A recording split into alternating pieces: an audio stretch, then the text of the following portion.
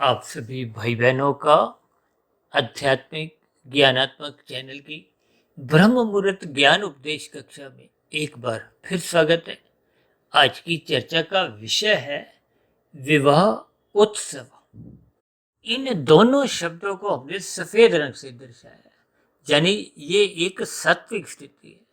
क्योंकि हमारे इस आध्यात्मिक ज्ञानात्मक चैनल सुधीर भाटिया फकीर के अंतर्गत हम जितनी भी वीडियो प्रसारित करते हैं, जो लगभग पिछले 5 वर्षों से 2300 से अधिक हो चुकी है, यानी कि 2300 से अधिक वीडियो तो हम प्रसारित कर भी चुके हैं। और अधिकांश ब्रह्म मुहूर्त ज्ञान उपदेश कक्षा की वीडियो तो सैद्धांतिक बातों से प्रत्यक्ष रूप से ही संबंध रखती है, जिसमें आत्मा परमात्मा ये एक चेतन सत्ता है। आत्मा ज्ञान स्वरूप है, परमात्मा आनंद स्वरूप सत्ता है। इन पर चर्चाएं होती हैं। और प्रकृति के 3 गुण तमोगुण, रजोगुण और सतोगुण की स्थितियों पर हम विशेष एक सैद्धांतिक चर्चाएं करते हैं।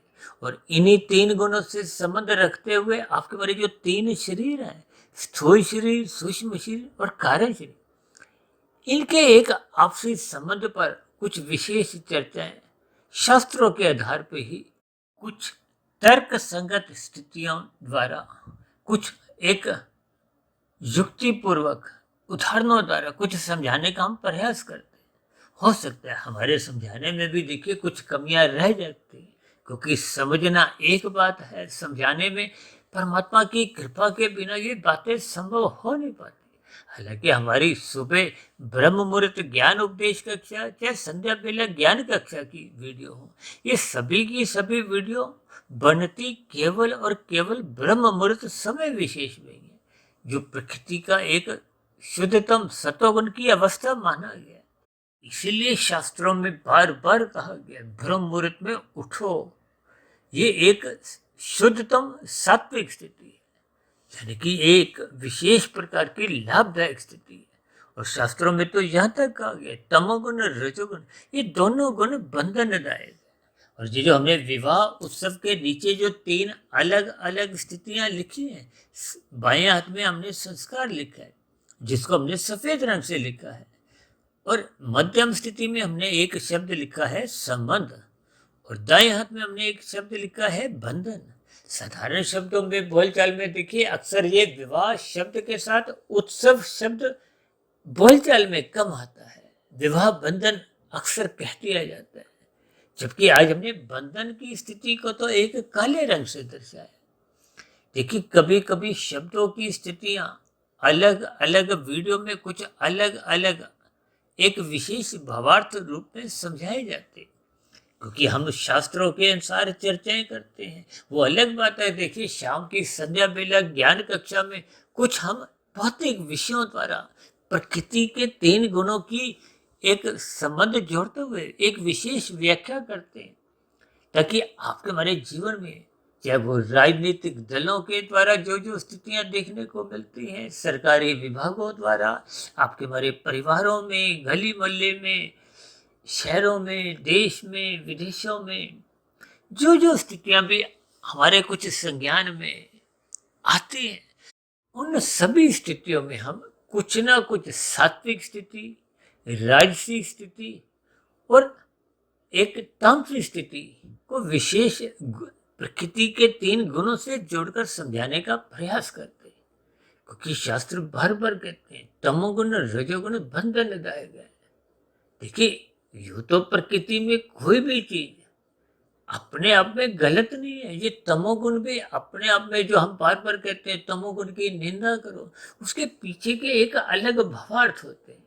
इसलिए तो हम बार बार कहते रहते हैं शब्दों को उतने अंश में ही पकड़ो कि उनके अर्थ समझ में आ जाए, और फिर अर्थों में उतने तक ही उतरो कि उनके भावार्थ समझ में आ जाए। देखिए ये बहुत ही अलग अलग स्थितियां हैं, जिनको जब तक हम गहरे तल पे समझते नहीं है, तो फिर ऊपरी ऊपरी स्तर पर अक्सर एक साधारण मनुष्य, विशेष रूप से देखिए एक राजसी मनुष्य ऊपरी ऊपरी स्तर पर ही शब्दों में अटका रहता है, जिसके फलस्वरूप उन शब्दों के वो सही सही अर्थ समझ नहीं पाता, जिसके फलस्वरूप एक साधारण मनुष्य अपने मिले हुए जीवन के लक्ष्य को, उद्देश्य को, महत्व को समझ नहीं पाता। देखिए ये जो 84 लाख प्रकार की योनियां हैं, ये 84 लाख प्रकार की योनियों में महत्व केवल और केवल मनुष्य योनि का है, आपका है, हमारा है, क्योंकि हम सभी भाई बहन मनुष्य योनि में हैं। ये सत्संग की स्थितियां, शास्त्रों की स्थितियां, गुरु के प्रवचनों को सुनने की स्थितियां, हम केवल मनुष्यों के लिए, मनुष्यों से नीचे की जो 80 लाख प्रकार की योनियां हैं, वो तो दंडनीय योनि है, क्योंकि मनुष्य योनि कर्म योनि है, साधना योनि का एक अवसर है। देखिए एक एक शब्द पर आपको में थोड़ा चिंतन करना चाहिए, क्योंकि आज हमने देखिए विवाह शब्द के साथ एक उत्सव शब्द लिखा है, और विवाह उत्सव को हमने सफेद रंग से दर्शाया है, क्योंकि विवाह एक शुभ सात्विक स्थिति है। इस सात्विक स्थिति के साथ हमने उत्सव शब्द लगाया है। उत्सव का अभिप्राय देखिए एक विशेष प्रकार की एक मंगल कार्य से लिया जाता है, जिसमें उमंग, उल्लास, एक खुशी, एक विशेष आनंददायक स्थितियां मन बुद्धि के स्तर पर बनी रहती है। यानी कि इन सभी कार्यों को विशेष रूप से एक मांगलिक अवसर से जोड़ा जाता है। और भारत में नहीं, विदेशों में भी इस विवाह को एक उत्सव के रूप में मनाया जाता है। अक्सर इस उत्सव पर हम एक विशेष प्रकार की स्थितियों में अपने आप को स्थित करते हैं। देखिए इन सभी स्थितियों का आपको हमें अनुभव होते हुए भी इनके हम यथार्थ अर्थ समझ नहीं पाते, क्योंकि आपके हमारे जीवन में ये जो सात्विक स्थितियां हैं, सात्विक स्थितियों का अभिप्राय शुभ संस्कारों से लिया जाता है। हालांकि संस्कार का अभिप्राय शुभ से ही होता है। अक्सर हम शब्द एक बोलते हैं दिन, जैसे जन्म के साथ हम दिन शब्द जोड़ते हैं। किसी का जन्म दिन में हो, चाहे शाम को हो, चाहे रात को हो, बोलने में जन्मदिन ही कहा जाता है। इसी तरह ये जो संस्कार शब्द है, इसका अर्थ एक अच्छे दृष्टिकोण से ही लिया जाता है। लेकिन हमारी चर्चाओं में तो हम बार बार कहते रहते हैं बुरे संस्कारों को दग्ध बीज करो। शास्त्रों में भी बार बार कहा है बुरे संस्कारों को दग्ध बीज करो। यानी कि संस्कार अच्छे भी होते हैं, बुरे भी होते हैं, लेकिन साधारण बोलचाल में संस्कारों का अभिप्राय एक अच्छी स्थिति से लिया जाता है, जिसका उदाहरण मैंने अभी जन्मदिन के साथ दिन शब्द को एक विशेष महत्ता दी है। इसका अभिप्राय क्या है कि ये जो विवाह उत्सव का जो नीचे एक शब्द है बाएं हाथ में संस्कार, जिसको हमने सफेद रंग से लिखा है, यानी कि सफेद का सफेद से एक मिलान कहो, मैचिंग कहो, इनका विशेष संबंध संस्कारों से है। और ये जो हमने एक राशि स्थिति संबंध शब्द लिखा है, देखिए संबंध और बंधन ये दोनों अलग अलग रंगों में हमने दर्शाए। बंधन को हमने काले रंग से दर्शाया। देखिए बंधन की स्थिति किसी को भी अच्छी नहीं लगती। तो 84 लाख प्रकार के ये जो जन्म मरण की स्थिति है, इनको भी बंधन कहा जाता है। देखिए शब्द, अर्थ और भावार्थ, इनको मैं बीच बीच में बार बार समझा रहा हूँ, क्योंकि आज की वीडियो का बहुत ही एक सूक्ष्म भाव भी है, शब्दों की स्थितियां भी हैं, रंगों की भी स्थितियां हैं, आपके बारे 3 शरीरों की भी स्थितियां हैं, प्रकृति के 3 गुणों की भी स्थितियां हैं, और भौतिक, सामाजिक, आर्थिक रूप से, और मैं तो यहाँ तक कहूँगा कि इस विवाह उत्सव यानी कि संस्कार, संबंध और बंधन की जो अलग अलग स्थितियां हैं, इनका कहीं ना कहीं संबंध प्रत्यक्ष रूप से या अप्रत्यक्ष रूप से कानून व्यवस्था से भी गिना जाता है। ये जो न्यायालय में ये जो तलाक की स्थितियां आपके हमारे सुनने में आती हैं, इन स्थितियों का भी है। और संस्कार के रूप में ये जो विवाह की जो एक वैधता है, उसका भी देखिए। ये जो अभी कुछ दिन पहले ही अखबारों में मैंने सर्वोच्च न्यायालय की एक व्याख्या पे 7 फेरे की स्थिति की एक विशेष पुष्टि करते हुए इस खबर को पढ़ा था। उसी से ही मुझे कुछ आज की वीडियो बनाने की प्रेरणा मिली। देखिए आपके हमारे शास्त्रों में ही ये 16 संस्कार समझाए गए, जिसमें देखिए 2 संस्कार तो आत्मा की गैर मौजूदगी में, यानी कि ये जो गर्भाधान का संस्कार है, उसमें भी आत्मा का प्रवेश हुआ नहीं होता। परमात्मा से हम एक शुभ भाव रखते हुए एक विनती रूप में, यानी कि जन्म लेने वाली आत्मा या प्रवेश करने वाली आत्मा का एक अच्छे संस्कार युक्त हम मांगते हैं। देखिए यूं तो आत्मा सभी ही ज्ञान स्वरूप है। ज्ञान स्वरूप का अभिप्राय क्या है कि उसमें शुभ संस्कार ही होते हैं। लेकिन तकनीकी रूप से जब हम कहते हैं ना पुण्यात्मा, पापात्मा, धर्मात्मा, दुरात्मा, तो इन सभी स्थितियों के फिर अलग अलग कुछ भावार्थ हो जाते हैं। और अक्सर शास्त्रों में भी इस बात को स्वीकार किया गया है कि सतयुग में पुण्यात्माओं का ही एक प्रवेश होता है। सतयुग के बाद त्रेता युग में भी लगभग पुण्यात्माओं का ही होता है, लेकिन कुछ कुछ एक पापात्माएं जिनके देखिए संस्कार कारण शरीर के बिगड़ चुके होते हैं।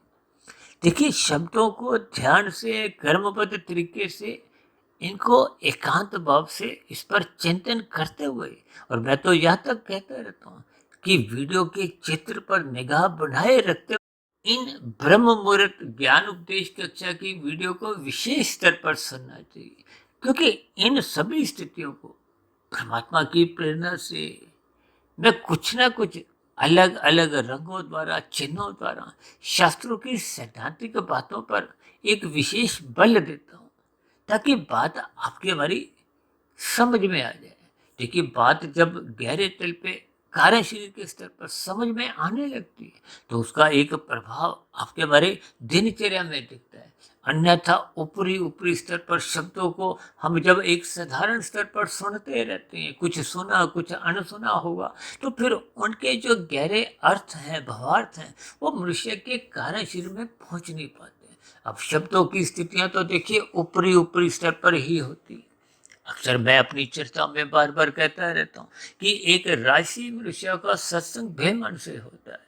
बेमन का अभिप्राय क्या है कि जब एक संसारी मनुष्य की विषय भोगों में ही रुचि होती है। ये जो आज हमने विवाह उत्सव के नीचे जो एक संबंध रंगीन रंग से दर्शाया, ये एक संसारी स्थिति है। संसारी स्थिति का अभिप्राय इसका एक संसारी विषयों से है। ये विषयों का अभिप्राय 5 भोग्य विषयों से है, गंध, रस, रूप, स्पर्श और शब्द। अक्सर जब हम विवाह को संबंध के स्तर पर, यानी कि इन भोग विषयों से जोड़ देते हैं, तो फिर ये इनमें स्थितियां संस्कारों की गौण मानी जाती हैं। तो फिर संबंधों की स्थितियां, भोग विषयों की स्थितियां, या योग की संसारी स्थितियों का ही बोलबाला बना रहता है, जिसके फलस्वरूप ये संसार की गतिविधियां को, संसार की खेल तमाशे को, ये मौज मस्ती की स्थितियां को, ये सैर सपाटे की स्थितियां को, तो फिर ये विवाह उत्सव भी उन्हीं स्थितियों में ही अपनी छलांगे लगाता रहता है। देखिए इन सभी स्थितियों को आपको मैं ज्ञानपूर्वक समझना चाहिए। ये जो संस्कारों की स्थिति है, ये संस्कारों की स्थितियां मनुष्य का सामाजिक रूप से, धार्मिक रूप से, कानूनी रूप से, आध्यात्मिक रूप से एक सही सही स्थिति में, सही सही दिशा में एक अपने आप ही अग्रसर करती है, आपको हमें एक आगे ले जाती है। जबकि ये जो संबंध की स्थिति है, ये संसार में अधिक उलझाती है। मनुष्य के जीवन का जो एक उद्देश्य है, जो शास्त्रों में समझाया गया, देखिए शास्त्रों में तो स्पष्ट शब्दों में 4 पुरुषार्थ कहे हैं, धर्म, अर्थ, काम, मोक्ष। ये जो संस्कारों की स्थितियां हैं, विवाह उत्सव की स्थितियां हैं, इनका अभिप्राय देखिए एक धर्म से लिया जाता है। धर्म की स्थिति का अभिप्राय सत्वगुण से लिया जाता है। इसीलिए तो शास्त्र बार बार कहते हैं सत्वगुण मुक्तिदायक है। मुक्तिदायक का अभिप्राय क्या है? ये जो जन्म मरण की स्थितियां हैं, ये जो 84 लाख प्रकार की योनियों में आपके मेरे जन्म मरण होते रहते हैं, ये बने हुए कारण शरीर के कर्माशय संस्कारों के आधार पे होते हैं। ये जो 84 लाख प्रकार की योनियां, इनका संबंध देखिए स्थूल शरीर का है। ये 84 लाख प्रकार के स्थूल शरीर के अलग अलग योनियां, जिसमें मनुष्य योनि का एक विशेष महत्व इसलिए क्योंकि ये कर्म योनि है। ये कर्म योनि का अभिप्राय, ये कर्मफल सिद्धांत से एक अनुशासिक है। आपका हमारा छोटे से छोटा कर्म भी नोट होता है, उसका लेखा जोखा बनता है, उसका कर्माशय बनता है। देखिए आपके हमारे जीवन में ये जन्म से मरण के बीच की जो स्थिति है, जो तो देखिए मेरा अपना एक व्यक्तिगत मानना है कि जब तक बचपन अवस्था में कामुक इंद्रियां विकसित होना आरंभ नहीं करती, जो कि लगभग 10, 11, 12 वर्ष की स्थिति से आरंभ होती है, उससे पूर्व के अच्छे बुरे जो भी देखिए हम बच्चा कर्म करता है वो लिखे नहीं जाते और किसी अन्य के खाते में भी नहीं जाते, वो शून्य के बराबर ही होते। हो सकता है इस पर अलग अलग दृष्टिकोण से सभी मुझसे अलग अलग मत भी रखते हो, लेकिन इन सभी स्थितियों में देखिए हमने कुछ महीने पहले एक वीडियो प्रसारित किया था संस्कारों के ऊपर, यानी कि जब आत्मा का प्रवेश गर्भाकाल की स्थिति में हो चुका होता है, संस्कार बनने आरंभ उस स्थिति विशेष में भी हो जाते हैं, यानी कि वो जो 9 बार की एक गर्भाकाल की स्थिति है उसमें 100% नए संस्कार अच्छे हो चाहे बुरे हो वो उसमें प्रवेश करते हैं। इसीलिए तो कहते हैं माता पिता को परिवार में ये एक सात्विक वातावरण के अंतर्गत उस स्थितियों से गुजरना चाहिए, ताकि प्रवेश हो चुकी आत्मा पर शुभ संस्कार यानी कि उसके कारण शरीर में शुभ संस्कार का समावेश हो। देखिए मैं बार बार समझाता रहता हूँ, ये जो 3 शरीरों की स्थितियां हैं, स्थूल शरीर, सूक्ष्म शरीर, कारण शरीर, इनका सूक्ष्म ज्ञान जब तक आपको में नहीं होता, देखिए जन्म मरण की स्थितियां तो स्थूल शरीर की है, ये जो कानूनों की जो एक मानने की बाध्यता होती है ये भी स्थूल शरीर के स्तर पर ही है। स्थूल शरीर के स्तर पर ही जो आप पाप पुण्य कर्म करते हो, कर्माशय तो उसी का ही बनता है, इसमें तो कोई दो राय नहीं। लेकिन मन बुद्धि के स्तर पर, सूक्ष्म शरीर के स्तर पर देखिए जैसे ये ब्रह्मांड 24 तत्वों का है, जिसमें ये तमोगुण, रजोगुण और सत्वगुण की सम अवस्था को एक इकाई माना गया, यानी कि इन 3 गुणों को एक तत्व माना गया। ये नित्य है, भले ही जड़ है। जैसे आपके बड़े घरों में देखिए यंत्र होते हैं, सब यंत्रों का अलग अलग स्वभाव होता है। अब फ्रिज का स्वभाव अलग है, गीजर का अलग है, टीवी का अलग है। इसी तरह ये तमोगुण का अलग स्वभाव है, रजोगुण का अलग स्वभाव है, सत्वगुण का अलग स्वभाव है। साधारण शब्दों में हम बार बार समझाते हैं, तमोगुण का अभिप्राय पदार्थों से है। यूं तो आपका हमारा शरीर, जिसको भगवान श्री कृष्ण जी ने गीता में रथ का नाम देते हुए इसकी महत्ता समझाई है, यानी कि आपका शरीर, मेरा शरीर, सभी के ही शरीर, चाहे मनुष्य से नीचे की जोनियों के भी शरीर हो, ये सभी के सभी तामसी कहलाते हैं। ये पृथ्वी, जल, अग्नि, वायु, आकाश के बनते हैं, यानी कि ये 5 तत्व पृथ्वी, जल, अग्नि, वायु, आकाश, जिनके सूक्ष्म भूत के हैं गंध, रस, रूप, स्पर्श और शब्द। यानी कि आपका हमारा जो शरीर माता के गर्भ में 9 माह में तैयार होता है, ये भी तामसी है। इनके पीछे के कारण क्या है? वो 5 भोग्य विषय, उनको सूक्ष्म भूत भी कहा गया, शास्त्रों में तन्मात्रा कहा जाता है। ये पूरा का पूरा ब्रह्मांड। और आज तो देखिए 2 देशों के बीच में लड़ाई झगड़ा जो चल रहा है वो भी तो भूमि विवाद है, पृथ्वी तत्व। ये पृथ्वी तो इस माया का, जब प्रकृति का एक अंतिम घटक है, यानी कि ये 24वां तत्व है। देखिए 3 गुण, तमोगुण, रजोगुण, सतोगुण का जो 23 तत्वों में विस्तार है, जिसको अनित्य भी कहा है, भले ही करोड़ों अरबों वर्षों का है। अभी कुछ दिन पहले हमने संध्या बेला ज्ञान कक्षा में ब्रह्म सत्यम जगत मिथ्या के नाम से भी एक भावार्थ रूप में वीडियो प्रसारित की थी। यानी कि ये जो पृथ्वी तत्व है, देखिए आपके मेरे भोग विषयों में भी पृथ्वी तत्व की ही प्रधानता है, आपके मेरे शरीरों में भी पृथ्वी तत्व की प्रधानता है। इसलिए तो कहते हैं इस पृथ्वी तत्व को आप अधिक महत्व मत दो। आजकल तो देखिए ये जो प्रॉपर्टी की स्थितियां हैं, घर घर में जो एक भूमि विवाद है, प्रॉपर्टी की स्थितियों के ऊपर कलह की स्थितियां हैं, ये भी इस माया का एक अंतिम घटक है। देखिए ये बहुत ही सूक्ष्म स्थिति है। हम तो अलग अलग वीडियो में जब कोई जैसा नाम रखते हैं उसके अनुसार ही फिर हमारी चर्चा एक आगे गति पकड़ती है। क्योंकि आज देखिए विवाह उत्सव से संबंधित स्थितियों पर हम बात कर रहे हैं, तो फिर ये जो प्रकृति के 3 गुणों से संबंधित स्थिति है, जिसको हमने देखिए सात्विक स्थिति एक संस्कार से जोड़ी है, एक राशि स्थिति को संबंध से जोड़ी है। देखिए बिना संबंध के तो ये परिवार की स्थितियां, माता पिता, दादा दादी, बच्चे, ये चाचा चाची, यानी कि पारिवारिक जितनी भी देखिए ये जो सामाजिक स्थितियां हैं, ये एक संबंधों के आधार पे, रिश्तों के आधार पे, इनका आपको मैं एक ज्ञान पूर्वक चिंतन करना चाहिए। यानी कि ये संबंध की स्थितियां एक राशि है, इन सभी राशि स्थितियों को भी धर्मानुसार, इसीलिए तो भगवान श्री कृष्ण जी ने गीता में आपके मरे 5 भोग्य विषयों को, देखिए भोग्य विषय को, संसार को, ये एक ही बात के अंतर्गत ये आ जाती है। यानी कि ये संबंधों की स्थितियां, परिवार की स्थितियां, संसारी स्थितियां, इसको सतोगुण की लगाम से नियंत्रित रखना चाहिए। यानी कि आपके हमारे जीवन में संस्कारों को, धर्म को प्रथम स्थान पे रखना चाहिए। क्योंकि संसार किससे चलता है? अर्थ से।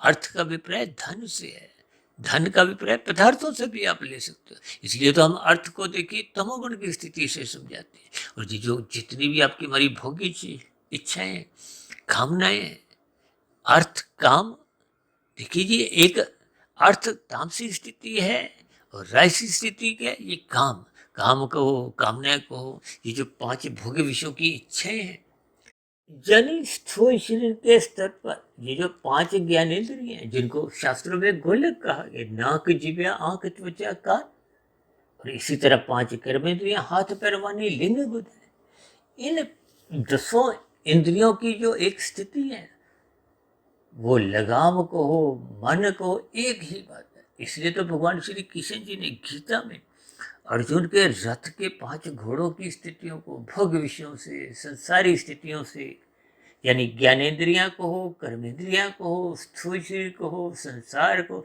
सब एक ही बात है। ये सभी स्थितियां, क्योंकि स्थूल शरीर का नियंत्रण मन के हाथ में है। मन को महाइंद्रिय भी कहा गया है।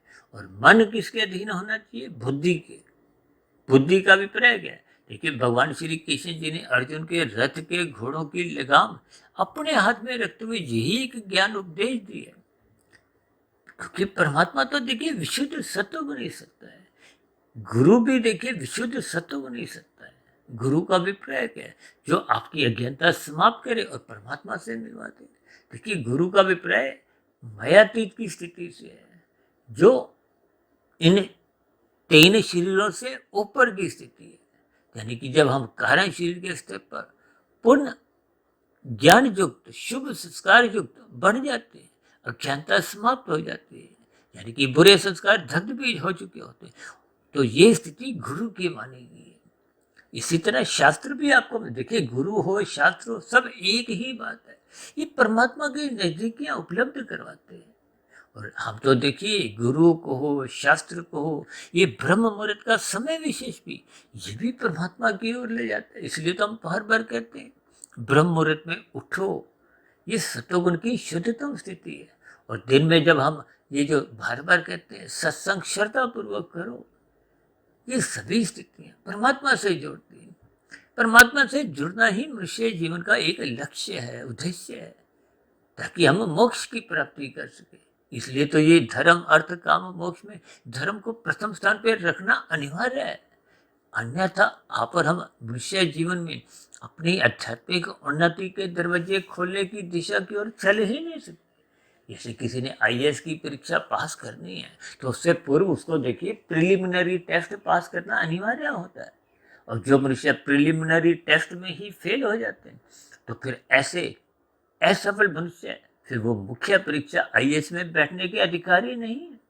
ठीक इसी तरह ये सात्विक स्थिति, ब्रह्म मुहूर्त की स्थिति, जब तक हम इन स्थितियों में ही स्थित नहीं होते, कामयाब नहीं होते, तो फिर परमात्मा को, विशुद्ध सत्वगुणी सत्ता को, मोक्ष की स्थिति को, आनंद की स्थिति को हम प्राप्त करने के अधिकारी बन नहीं पाते। देखिए जी, बहुत ही शब्दों की एक अलग अलग स्थितियों द्वारा, इन छोटी छोटी बातों द्वारा मैं आपको समझाने का एक प्रयास इसलिए कर रहा हूँ ताकि आपके मेरे जो भ्रम है, अंधविश्वास है, वो समाप्त हो। देखिए, तमोगुण से अच्छा रजोगुण है, यानी कि छीनने की बजाय शास्त्र जो आपको हमें विधि विधान द्वारा समझाते हैं, ये विधि विधान का मतलब भी धर्म से ही है। देखिए, शास्त्रों में समझाया गया विधि विधान द्वारा विहित कर्म करो, जिनको शास्त्र आपको में अनुमति देता है। जैसे हरी बत्ती पे आपको में अनुमति है अपना वाहन आगे ले जाने की, लाल बत्ती पे अनुमति नहीं है, रुकने के लिए कहा गया रुको। इसी तरह शास्त्र कहते हैं सत्वगुण की प्रशंसा करो, रजोगुण की उपेक्षा करो और तमोगुण की निंदा करो। अब शब्दों को ही यदि हम ऊपर ऊपर स्तर से पकड़ लेते हैं तो कभी कभी हमारे ही शब्दों के ऊपर कोई मनुष्य प्रश्न भी कर देते हैं, विरोधाभास भी आ जाता है। क्योंकि शास्त्र तो बार बार कहते हैं कि प्रकृति में, इस संसार में कोई भी चीज गलत नहीं है, लेकिन किस चीज का कितना संग करना है। अब तमोगुण को पदार्थों से जोड़ा गया है, अनीतिगत कार्यों से भी जोड़ा जाता है, निषेध कर्मों से जोड़ा जाता है। शास्त्र मना करते हैं ये मत करो। अब मांसाहार भोजन करने के लिए तो शास्त्र कभी भी अनुमति नहीं देते, जबकि कानून में कहीं कहीं देखिए कोई ऐसा कोई बंधन नहीं कि आपको कोई अंडा मांस खाने पे पुलिस द्वारा पकड़कर न्यायालय में प्रस्तुत करते हुए जेल में डाल दिया गया। इन सभी स्थितियों को आपको में समझना चाहिए। देखिए, हम जो कहते हैं लाल बत्ती पे रुको, तो वो एक धर्म की स्थिति है। हम तो देखिए धर्म को किसी संप्रदाय से ना जोड़ते हुए धर्म की असली स्थिति, उसके भावार्थ को समझाते हैं। धर्म का अभिप्राय धारण करने की स्थिति से है, ताकि हम उस व्यवस्था के अंतर्गत अपने कर्तव्य कर्म का पालन करें, ताकि अन्य मनुष्यों के, अन्य जीवों के अधिकारों की रक्षा हो। देखिए, इस माया में, इस प्रकृति में केवल मनुष्य ही मनुष्य नहीं है, पशु भी हैं, पक्षी भी हैं, कीड़े मकोड़े भी हैं, वनस्पति हैं। यानी कि प्रकृति के वातावरण का भी आपने हमने ध्यान रखना है। ये जो आज प्रदूषण की समस्या है, विभिन्न प्रकार की अन्य स्थितियों का जिम्मेदार मनुष्य माना जाता है। कोई कुत्ता बिल्ली पक्षी नहीं माने जाते, क्योंकि वो तो अपना धर्म का पालन करते हैं, अपने कर्तव्य कर्म का पालन करते हैं। और जो तो देखिए, ये धर्म की स्थितियां ये तो मनुष्य के लिए है, इसलिए तो शास्त्र बार बार कहते हैं आप सत्संग करो। जो मनुष्य सत्संग नहीं करता, शास्त्रों में तो यहां तक भी कहा गया है कि उस मनुष्य में फिर पशु वृत्तियां पनपने लगती हैं। पशु वृत्तियां क्या, ये तामसी स्थिति है। देखिए, जब हम दूसरों को पीड़ा देते हैं अपने सुख के लिए, देखिए शास्त्र मना करते हैं आप विधि विधान द्वारा अपने सुख को तो सुनिश्चित कर सकते हो, लेकिन दूसरों को दुखी मत करो। देखिए, जब हम हरी बत्ती पे कहते हैं चलो, लाल बत्ती पे रुको, क्योंकि लाल बत्ती पे रुकने से ही एक व्यवस्था चलती है। उस स्थिति विशेष में दूसरों की हरी बत्ती होती है, यानी कि दूसरों के अधिकारों की रक्षा के लिए हम सब भाई बहनों को अपने कर्तव्य कर्म का पालन करना होता है। और यही कर्तव्य पालन की स्थितियां देखिए विवाह से संबंध रखती है। जो मनुष्य पति पत्नी अपने अपने दायित्वों को नहीं निभाते, अपने अपने धर्म का पालन नहीं करते, अपने अपने जिम्मेदारियों को नहीं निभाते, तो फिर समाज में, परिवारों में ये जो बंधन की स्थितियां हैं, देखिए ये बंधन क्योंकि मैंने काले रंग से दर्शाया है, ये फिर स्थूल शरीर के स्तर पर, मन के स्तर पर, देखिए जब मन मुटाव आने लगता है, देखिए जब स्थूल शरीर के स्तर पर लड़ाई झगड़े होने लगते हैं, ये लड़ाई झगड़े की स्थितियां को हो, कटु शब्दों का आदान प्रदान कहो, गाली गलौज की स्थितियां को, यही स्थितियां फिर कोर्ट में जाके एक तलाक का आधार बनती है। देखिए, ये सभी तामसी स्थितियां एक बंधनदायक होती है, इसलिए तो फिर कोर्ट द्वारा उस बंधन से छुट्टी देने के लिए, क्योंकि बंधन में देखिए दोनों ही पक्ष यानी कि पति और पत्नी दोनों ही उस बंधन से आजाद होना चाहते हैं, जिसके फलस्वरूप वो अपना एक व्यक्तिगत जीवन सुख में बिता सके। इसलिए फिर वो सभी पहलुओं पर विभिन्न प्रकार का एक तर्क कानून के अंतर्गत, एक सामाजिक दृष्टिकोण से, एक धार्मिक दृष्टिकोण से जैसे जैसे देखिए अलग अलग एक देशों में कुछ स्थितियां होती हैं, उसके आधार पे फिर वो कोर्ट द्वारा यानी कि न्यायालय द्वारा वो तलाक की स्थितियों को एक अंतिम रूप में, यानी तलाक को हो, अलग होना को हो, डाइवोर्स को हो, उस स्थिति में फिर वो अंतिम निर्णय दे दिया जाता है। देखिए इन सभी स्थितियों को आपको भी ज्ञानपूर्वक समझना चाहिए। इसलिए तो शास्त्र बार बार कहते हैं तमोगुण रजोगुण ये दोनों बंधनदायक हैं। बंधनदायक का अभिप्राय यहाँ ये है कि इन दोनों ही स्थितियों को आपको हमें ज्ञानपूर्वक समझना चाहिए। कभी कभी तो देखिए स्थूल शरीर पे आपके हमारे संबंध बने रहते हैं, लेकिन मानसिक स्तर पर मन मुटाव कहो, कुछ ऐसी स्थितियां बनने से भी वो तलाक की स्थितियां उत्पन्न नहीं होती, क्योंकि कानून का या कर्मों की स्थितियां वो स्थूल शरीर के स्तर पर होती है। मानसिक स्तर पर तो देखिए विभिन्न प्रकार के मन मुटाव भी होने पे भी, लेकिन स्थितियां वो बिगड़ती नहीं है। इसीलिए तो कहते हैं तमोगुण से अच्छा रजोगुण है, यानी कि रजोगुण में कुछ संबंधों में भले ही कुछ बिखराव आने लगता है, लेकिन तन के स्तर पर स्थितियां बिगड़ती नहीं है। यानी कि ये जो तलाक की स्थितियां वो तन के स्तर पर जब होती है, देखिए मन के स्तर पर तो विभिन्न प्रकार की स्थितियां बनती बिगड़ती रहती हैं। अक्सर आप देखोगे ना ये गठबंधन की स्थितियां, मन बंधन की स्थितियां, आजकल तो देखिए गठबंधन की राजनीतिक दलों के यहाँ बहुत चर्चाएं होती हैं। अब गठबंधन तो देखिए स्थूल शरीर के स्तर पर होते हैं। ऐसे गठबंधनों का देखिए कोई एक विशेष आधार नहीं होता।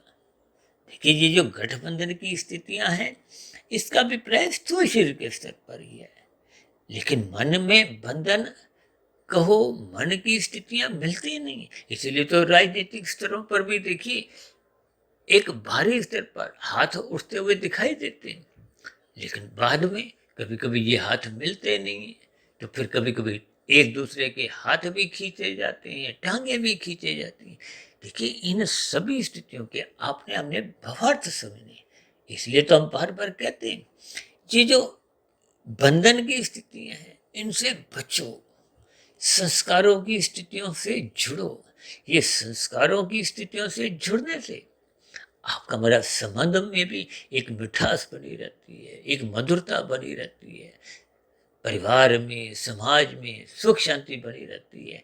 यानी कि आपके मेरे परिवार में आने वाले शिशुओं को या परिवार के अन्य छोटे बालकों को एक अच्छे संस्कार सहज ही एक मिलने लगते हैं, जिनके फलस्वरूप उनके जीवन में भी एक सात्विक स्थिति मजबूत बनने लगती है। अभी कुछ दिन पहले हमने देखी एक विवाह संस्कार के साथ ये बैंड बाजा, ये सभी स्थितियों को हमने राशि दर्शाया था। देखिए विवाह संस्कार एक सात्विक स्थिति है, धर्मानुसार स्थिति है, और उसी वीडियो में हमने देखी मादक पदार्थों को तमोगुण की स्थितियों से दर्शाया था। इसका अभिप्राय क्या है कि आपको हमें अपने जीवन में तामसिक स्थितियों की निंदा करनी है, चाहे वो मादक पदार्थ हो, चाहे वो लड़ाई झगड़े की स्थितियां हो, किसी भी प्रकार की जो तामसिक स्थितियां हैं उनसे मनुष्य को बचना चाहिए, ताकि वैवाहिक बंधन जो एक विवाह एक उत्सव रूप में आरंभ हुआ था वो कम से कम देखिए मरते दम तक वो स्थितियों में कहीं भी बिखराव आना नहीं चाहिए। अक्सर कभी कभी कहा जाता है ना 7 फेरे का अभिप्राय 7 जन्मों का साथ। देखिए ये सभी स्थितियां एक आदर्श रूप में कह दी जाती हैं, ताकि संसार का प्रवाह एक सही स्थिति में बहता रहे।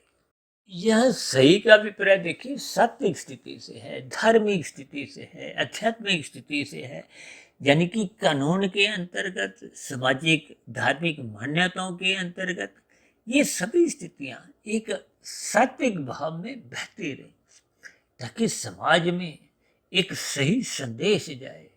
क्योंकि आज आपका हमारा परिवार है, फिर आपके हमारे बच्चों का 20, 25, 30 साल बाद उनका एक परिवार होगा, यानी कि ये हर 25, 30 साल के बाद की जो एक स्थितियां हैं ये एक परिवार रूप में, एक पड़ाव के रूप में आगे सरकती रहती है। तो इन सभी स्थितियों में आपको में सात्विक स्थिति ढूंढनी होगी, तामसिक स्थितियों की निंदा करनी होती है और रजोगुण को सत्वगुण की लगाम से मर्यादा में रखना होता है। यानी कि अर्थ और काम, ये संसारी स्थितियां, इसको सत्वगुण की लगाम से, सत्संग से, गुरु से, शास्त्रों से, परमात्मा की आज्ञा अनुसार रखना अनिवार्य होता है, ताकि समाज में अनुशासन रहे, आपका हमारा जीवन एक व्यवस्थित रहे, जिसका अभिप्राय सात्विकता से लिया जाता है। देखिए, भागवत पुराण में तो स्पष्ट शब्दों में कहा गया है कि तामसिक स्थितियों से बचो। ये दूध, कीड़ा, मदपान, स्त्री संग, हिंसा और अनैतिक कार्यों से बचे। इसी दृष्टिकोण से युवावस्था में ये एक विवाह का संस्कार रखा गया है। इसलिए हम अपनी चर्चाओं में समझाते रहते हैं। देखिए, बचपन अवस्था ये एक अबोध मानी गई है। भौतिक स्तर पर यानी कि संसारी स्तर पर, आध्यात्मिक स्तर पर मनुष्य को कोई विशेष ज्ञान नहीं होता, जबकि किशोरावस्था से राजसी स्थितियां उत्पन्न होने लगती हैं। राजसी स्थितियों का अभिप्राय क्या है? ये संसारी विषय भोग की कामना होना, ये स्त्री पुरुष का जो एक आपसी आकर्षण है, शास्त्रों में इसको भी रजोगुण से जोड़ा गया। इसलिए तो देखिए, किशोरावस्था से और युवावस्था में आते आते तो ये रजोगुण विशेष प्रकार का विकसित हो चुका होता है। इसीलिए तो देखिए, ये जो आजकल लिव इन रिलेशनशिप जैसी स्थितियां कुछ बिगड़ती सी जा रही हैं, इसलिए इसको संस्कारों से, धर्मानुसार, कानून में एक विभिन्न प्रकार की कुछ ऐसी स्थितियों द्वारा ठीक ठीक जोड़ा गया है, ताकि युवावस्था में ये एक विवाह का बंधन तन के स्तर पर, मन के स्तर पर, आत्मा के स्तर पर आपका हमारा जीवन एक सुखमय हो, परिवार की एक गति चले, संसार की एक गति चले। अक्सर मैं इस बात को देखिए विशेष बल देकर समझाता हूँ कि आपके हमारे छोटे से छोटा कर्म भी धर्मानुसार होना चाहिए, शास्त्रों के अनुसार होना चाहिए, जिससे सभी मनुष्यों का नहीं, प्रकृति के सभी जीवों का कल्याण हो और अन्य मनुष्यों को भी एक अच्छा संदेश जाए। संदेश जाने का अभिप्राय क्या है? कि समाज में कोई बिखराव की स्थितियां नहीं हो। आजकल तो देखिए, कुछ विज्ञापन भी ऐसे आते हैं जिससे एक युवा वर्ग में भटकाव की स्थितियां आती हैं। ये मादक पदार्थों का सेवन को, गुटखा, तंबाकू, सिगरेट की जो एक स्थितियां हैं, कभी कभी देखिए फिल्मी हस्तियों द्वारा कुछ ऐसे विज्ञापन दे दिए जाते हैं, तो फिर ऐसी स्थितियों में उस विज्ञापन देने वालों को भी देखिए एक विशेष पाप कर्म का एक क्रमशः उनका बढ़ने लगता है। भले ही प्रत्यक्ष रूप से ऐसे विज्ञापन करने वाले, या चाहे वो देखिए कोई फिल्मी हस्ती के कुछ हीरो हीरोइन हो, उनका कोई प्रत्यक्ष रूप से कोई पाप नहीं भी होता, लेकिन समाज में ऐसी मादक पदार्थों का सेवन करने से एक युवा वर्ग में भटकाव की स्थितियां आती हैं। यानी कि आपका हमारा सभी कर्म समाज में एक अच्छा आदर्श प्रस्तुत करें। इन सभी स्थितियों में हम सभी भाई बहनों को अपने अपने धर्म का पालन करना चाहिए। इसलिए तो कहते हैं धर्म प्रथम स्थान पे रखो। जब जब धर्म की मर्यादाएं कमजोर पड़ने लगती हैं, यानी कि आपके हमारे जीवन में जब सत्संग कमजोर होने लगता है, तो फिर धर्म की मर्यादाएं कमजोर होने लगती हैं। जब धर्म कमजोर होता है तो फिर ये अर्थ और काम, ये पशु वृत्तियां ये नाचने लगती हैं। तो जब पशु वृत्तियां नाचती हैं तो हम सभी भाई बहनों का अपना अपना व्यक्तिगत पाप कर्मों का कर्मशय में बिगड़ाव आने लगता है, जिसके फलस्वरूप आपका हमारा संचित कर्मों में जो कर्माशय वो बिगड़ने लगता है, कारण शरीर बिगड़ने लगता है, और बिगड़ा हुआ कारण शरीर कर्माशय फिर मनुष्य को मरते समय अगली जोनी का निर्धारण करता है। एक बार हमने वीडियो बनाया था ना, मनुष्य के मरने के बाद का अगला जन्म। इन सभी स्थितियों पर आपको हमें चिंतन करना होगा, विचार करना होगा। आज हमने देखिए परमात्मा की प्रेरणा से ये विवाह उत्सव को हमने 3 अलग अलग प्रकृति के गुणों से जोड़ते हुए धर्म को, संस्कार को प्रथम स्थान पे रखते हुए अपने विवाह उत्सव को एक सात्विक स्थिति बनाए रखना है, ताकि आपके हमारे जो एक संसारी स्थिति है, संबंधों की स्थिति है, उसमें किसी भी प्रकार का बिखराव ना आए। ये जो बंधन जैसी तामसी स्थितियां हैं, उन सभी बुराइयों से हम बचें, ताकि आपका हमारा सबका ही एक पारिवारिक जीवन, सामाजिक जीवन सुखमय बीते, समाज में अन्य मनुष्यों को भी एक अच्छा संदेश जाए और आने वाली पीढ़ियों के लिए भी, यानी कि हम बच्चों के लिए और आने वाली पीढ़ियों के लिए भी एक आदर्श उदाहरण प्रस्तुत करें, ताकि हम सभी भाई बहनों का अपना अपना जीवन धार्मिक होता होता ये आध्यात्मिक दिशा की ओर मुड़ जाए, ताकि हम सभी भाई बहनों का मिला हुआ जीवन सफल हो, सार्थक हो। यानी कि आपके हमारे जीवन में आध्यात्मिक उन्नति, जो कि मनुष्य जीवन की एक शुद्ध कमाई मानी जाती है, उस शुद्ध कमाई को भी हम अर्जित करें। तो ऐसी सभी सात्विक सार्थक शुभ स्थितियां हम सभी भाई बहनों के जीवन में भी बने। इसके लिए हम सभी भाई बहनों को ये जो विवाह उत्सव की जो एक सात्विक स्थिति है, संस्कार युक्त स्थितियां हैं, इनको अपने जीवन में अपनाना होगा, अपने रजोगुण को मर्यादा में रखना होगा, जिसके लिए सर्वप्रथम आपको रात को मौनात्मक स्थितियों से, भोगात्मक स्थितियों से बचने के लिए रात को जल्दी सोना होगा और सुबह ब्रह्म मुहूर्त में उठना होगा। ब्रह्म मुहूर्त में उठते हुए अपने मन बुद्धि के स्तर पर शास्त्रों का स्वाध्याय करना होगा, गुरु के प्रवचनों को सुनना होगा, परमात्मा का ध्यान लगाना होगा, ताकि आपके हमारे मन बुद्धि से शुभ संस्कार बनते बनते वो कारण शरीर में पहुंचे, ताकि कारण शरीर में जो पहले के बुरे संस्कार बन चुके थे, उन बुरे संस्कारों को क्रमशः हम कमजोर करें, समाप्त करें, दग्ध बीज करें, ताकि नए सिरे से आपका हमारा जो एक रजोगुण है वो बिगड़े नहीं। क्योंकि रजोगुण बिगड़ने से ही मनुष्य तमोगुण में गिरता हुआ कब कितने पाप कर्म कर जाता है मनुष्य को पता नहीं चलता। और रजोगुण कब बिगड़ता है? जब मनुष्य का सत्वगुण कमजोर होता है, आपके हमारे संस्कार कमजोर होने लगते हैं। और संस्कार कब कमजोर होते हैं? जब मनुष्य श्रद्धा पूर्वक सत्संग नहीं करता।